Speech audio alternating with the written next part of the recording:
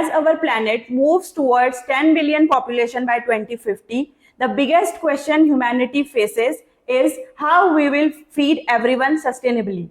With current problems like food insecurity, climate change, and shrinking natural resources, innovative solutions are not just an option, they have become essential now because food is must for survival of humans. Hello everyone, welcome to another episode of exciting podcast series. This podcast series we discuss burning topics. In continuation to the series, today we are diving into fascinating world of innovations in food technology. The topic of the podcast is lab-grown meat and alternative proteins. They answer to global food security. Can they make environment sustainable? These are some questions we will discuss today. To answer these questions and queries, we have our guest Dr. Ramnivas, who is leading Department of Biotech at PCTM. He has an extensive experience in academia, government research institute, and biotech industry. He has worked with reputed organizations like CDRI, JNU, GB Pant University, and CIBRC. Welcome, sir, and thank you for joining us. Thank you, ma'am. I am excited to discuss this important topic. Please continue.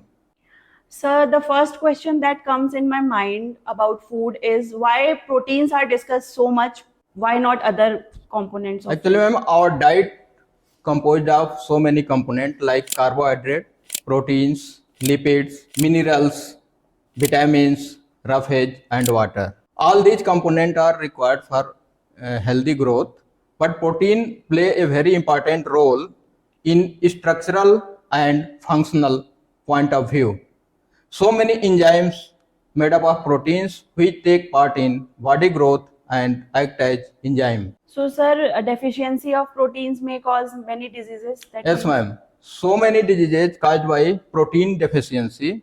Generally हमारे planet पे काफ़ी सारा carbohydrate available है, but proteins और lipid की कमी है. तो प्रोटीन्स की अवेलेबिलिटी पॉपुलेशन में कम हो पाती है, जिससे दो मेन डिजीजेज जनरेट होती हैं, जिसका नाम है क्वाशियार्कर एंड मरासमस डिजीज, जो मेनली डिफिशियंसी के प्रोटीन के डेफिशिएंसी की कमी से होती है, जिसमें कि बच्चों के पेट बाहर निकल जाते हैं, हाथ और पैर काफ़ी पतले होते हैं, और ज़्यादातर ये डिजीज स्लम एरियाज में आपको देखने के लिए मिल जाएगी, क्योंकि वहाँ पे प्रोटीन की डिफिशियंसी ज़्यादा होती है. Sir, so we now know that proteins are very essential for our diet. Coming to the topic, sir, I would like to know that what are lab-grown meats? Lab-grown meats are cultivated or cultured meat in labs. Our scientists take animal cells and grow in lab with the help of nutrients and aseptic conditions. And lab-grown meats are similar to conventional meat. So, sir, moving forward, I would like to know that what are alternative proteins? Alternative proteins are the proteins which are obtained from other than animal sources, like plant-based protein. Examples science में soybean proteins, pea proteins, wheat, and other plant-based proteins. Other than these, microbial fermented proteins like algae proteins, fungal proteins, insect proteins, and lab-grown meat also comes under alternative proteins. तो sir अचानक से ये chaos क्यों है इन proteins के बारे में? जैसे पहले भी बैलेंस डाइट का पार्ट हुआ करता था protein. We were taking proteins from our natural resources. So why suddenly we are talking about these alternative proteins grown in lab? Actually, ma'am, our population growing so much, but our land and other environmental sources are limited. तो growing populations के लिए food available कराना इतना easy नहीं है land के through, इसीलिए alternative proteins पे काफी जोर दिया जा रहा है.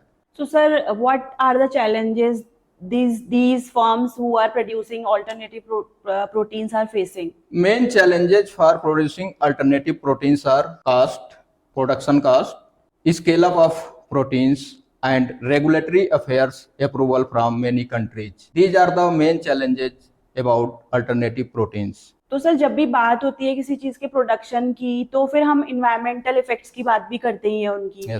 तो मैं आपसे ये जानना चाहूंगी कि the production of these proteins is it good for environment, मतलब इट विल बेनिफिट और it will also be harmful for the environment? Yes ma'am, alternative proteins हम प्लांट बेस्ड प्रोटीन्स या लैब ग्रोन प्रोटीन्स से प्राप्त करते हैं, जिसमें कि हम स्लॉटरिंग ऑफ एनिमल्स को रिड्यूस करते हैं. जनरली हमारे एनिमल्स को ग्रो करने के लिए लैंड चाहिए, वाटर चाहिए एंड फीड चाहिए, जो कि सभी चीजें हम इन्वायरमेंट से ऑब्टेन करते हैं। और हमारे जो एनिमल्स हैं वो मीथेन गैस प्रोड्यूस करते हैं, जो इन्वायरमेंट के लिए हार्मफुल है। जनरली ग्लोबल वार्मिंग का आप नाम सुने होंगे जी। और global warming ozone layer depletion के वजह से होती है। तो जो मीथेन गैस प्रोड्यूस होती है वो ओजोन लेयर को डिप्लीट करती है। तो इस तरह से हमारे lab grown meat and alternative proteins हमारे इन्वायरमेंट को प्रोटेक्ट कर रहे हैं, साथ साथ हमारे फूड को भी इनहेंस कर रहे हैं। तो इससे हम ये कह सकते हैं कि ये एनवायरनमेंट को लेस इम्पैक्ट भी कर रहे हैं और हमारे फूड क्वालिटी को भी इंक्रीज कर रहे हैं कहीं ना कहीं। तो सर अगर हम फर्दर बात करें तो मैं ये जानना चाहूंगी कि are people really interested in these proteins या फिर सिर्फ सरफेस लेवल पर बात हो रही है? No, ma'am. So many people's interested in alternative proteins and lab grown meat. अभी आप देखे होंगे सोया प्रोडक्ट्स, सोया चाप, सोया पनीर एंड सोया मिल्क काफी पॉपुलर हो रहा है। ये प्लांट बेस्ड प्रोटीन्स है और जनरली जो यंगर जनरेशन है और इन्वायरमेंटल कॉन्शियस पर्सन्स हैं, वो लोग इन्वायरमेंटल बेनिफिट के लिए अल्टरनेटिव प्रोटीन्स की तरफ अट्रैक्ट हो रहे हैं। और साथ साथ अल्टरनेटिव प्रोटीन्स हमारे different varieties of texture, flavours and hygiene के लिए भी काफी फेमस है। तो सर हम जानते हैं कि बच्चों के लिए प्रोटीन बहुत जरूरी होता है, या जैसे आपने अभी बोला younger generation is drawn towards these kind of proteins. तो जो बच्चों को प्रोटीन खिलाना मुश्किल है और यंगर जनरेशन जो है उसको भी protein requirement as they are growing उनको ज्यादा होती है। तो ये जो प्रोटीन्स होते हैं ये they are serving the purpose, ये इतने इक्वली हेल्पफुल है for those? Yes ma'am, alternative proteins and lab grown meats are similar to conventional proteins जो हम एनिमल से ऑब्टेन करते हैं। और जो भी हमारे अल्टरनेटिव प्रोटीन्स हैं वो मार्केट में तभी आते हैं जब रेगुलेटरी अप्रूवल्स उनको मिलता है, hygiene, nutrition and other point of view से। तो ये सेफ हैं एंड यूज कर सकते हैं कोई भी। तो सर हम ये कह सकते हैं कि अगर हम कन्वेंशनल प्रोटीन कंज्यूम कर रहे हैं और हम अल्टरनेटिव प्रोटीन कंज्यूम कर रहे हैं तो प्रोटीन जो हमारी बॉडी को मिल रहा है वो अल्टरनेटिव प्रोटीन से ज्यादा मिलेगा या कन्वेंशनल प्रोटीन से ज्यादा मिलेगा? एक्चुअली मैम ये डिपेंड करेगा किस सोर्स से हम प्रोटीन्स को प्रोड्यूस किए हैं। जनरली प्लांट बेस्ड प्रोटीन्स हमारे बॉडी के लिए काफ़ी इंपॉर्टेंट होते हैं as compared to animal proteins. तो प्लांट बेस्ड प्रोटीन्स रेगुलेटेड होते हैं, रेगुलेटरी बॉडीज रेगुलेटेड होते हैं, साथ में उसमें हर एक कंपोनेंट की वैल्यू फिक्स होती हैं या नोन होती हैं। तो इस तरह से हमारे अल्टरनेटिव प्रोटीन्स काफ़ी बेनिफिशियल हो सकते हैं एज कन्वेंशनल प्रोटीन से। तो sir as you say they are safe, quite safe for consuming? या alternative proteins are safe and beneficial. तो सर इंडियन मार्केट में कुछ ऐसे प्रोडक्ट्स अवेलेबल हैं, कैन यू नेम सम, जो कि मतलब protein, alternative protein plant based या जो भी आपने अभी इंट्रोड्यूस किए व्यूअर्स के लिए, वो अवेलेबल हो मार्केट में? एक्चुअली मैम अल्टरनेटिव प्रोटीन्स पूरी तरह से कन्वेंशनल प्रोटीन को रिप्लेस नहीं कर सकते हैं, बट कन्वेंशनल प्रोटीन के साथ अल्टरनेटिव प्रोटीन्स हमारे फूड को इन्हेंस कर सकते हैं, अवेलेबिलिटी को बढ़ा सकते हैं। और साथ में बहुत सारे कंपनियां हैं जो अल्टरनेटिव प्रोटीन्स को काफ़ी समय से मार्केट कर रही हैं। जैसे आप स्पाइरुलिना कैप्सूल्स सुने होंगे। ये स्पाइरुलिना कैप्सूल्स एक माइक्रोबियल प्रोटीन है, एल्गी, जनरली एक एल्गी है जिसको हम कैप्सूल्स में पैक करके मार्केट में बेचते हैं। और इसके लिए काफ़ी सारी कंपनियां हैं, जैसे एमवे हो गई, वेस्टीज हो गया, ऑर्गेनिक इंडिया हो गया। ये लोग अपने प्रोडक्ट्स को मार्केट में अवेलेबल कराए हुए हैं।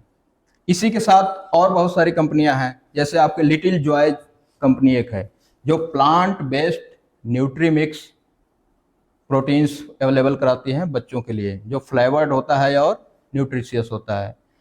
नेक्स्ट कंपनी है गुड डॉट कंपनी, जो good monk unmutton chicken and keema provide करती है और इनके खुद के ऑनलाइन प्लेटफॉर्म हैं, आप वहाँ से परचेज कर सकते हैं।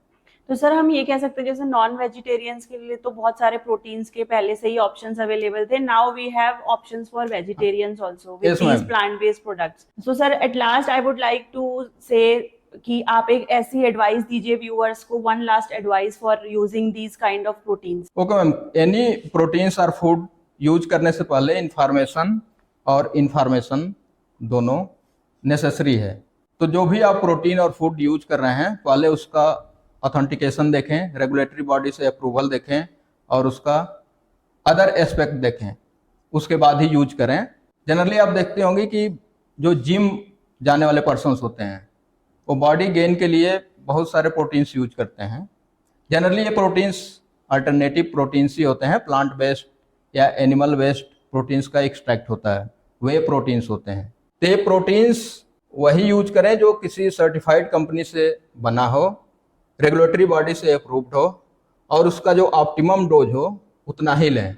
ज़्यादातर करके अपने फिजिशियन या डाइटिशियन से कंसल्ट कर लें, और जो उसका ऑप्टिमम डोज है उस डोज में यूज करेंगे तो उसका कोई हार्मफुल इफेक्ट नहीं होगा। अगर जो वही ज़्यादा डोज में करेंगे तो उसके हार्मफुल इफेक्ट भी हो सकते हैं, लीवर और किडनी पे उसके बैड इफेक्ट पड़ सकते हैं। Thank you, sir, for sharing knowledge with our viewers. It looks like alternative proteins are quite promising and they will change food scenario in the future. Stay tuned for more episodes of podcast series.